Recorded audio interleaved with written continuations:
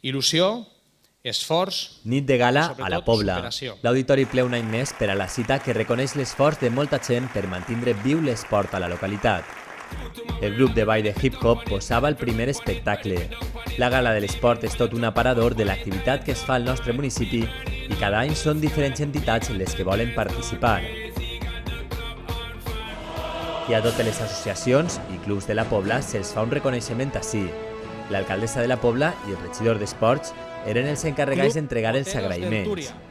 Una placa commemorativa a cada club i penya per la promoció que fan de l'esport. També per les diferents activitats que organitzen el rebien l'Associació de Discapacitats, la de Sords, els Jubilats i Junta Local Fallera. A més, es reconeixia el treball de protecció civil, Creu Roja i policia local que ajuden a l'organització de proves al carrer. En total, 36 plaques de reconeixement.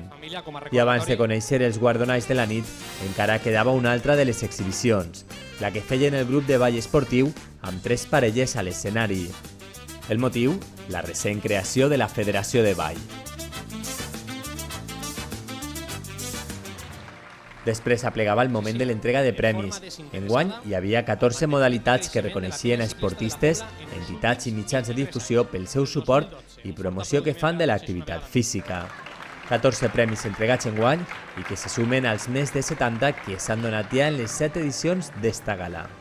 És un dia especial per ells, un dia que se'n recordaran tota la vida, estic convençut. Tots els que han passat per ací m'ho diuen, que és un dia molt bonic i un dia que no s'oblida fàcilment.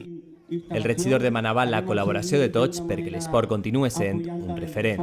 Anem a seguir construint instal·lacions, anem a seguir d'una manera apoyant l'esport i sí que vos demanaria a tots que ajudareu, que farem tots l'esforç. La situació sabeu que està complicada, que està difícil, però jo crec que en la bona voluntat i en l'esforç de tots vosaltres i l'administració portarem endavant i seguirem sent un poble referent en quant a l'esport en la nostra comarca. Un referent basat en infraestructures, però sobretot en l'alta participació en les activitats, segons ressaltava l'alcaldessa.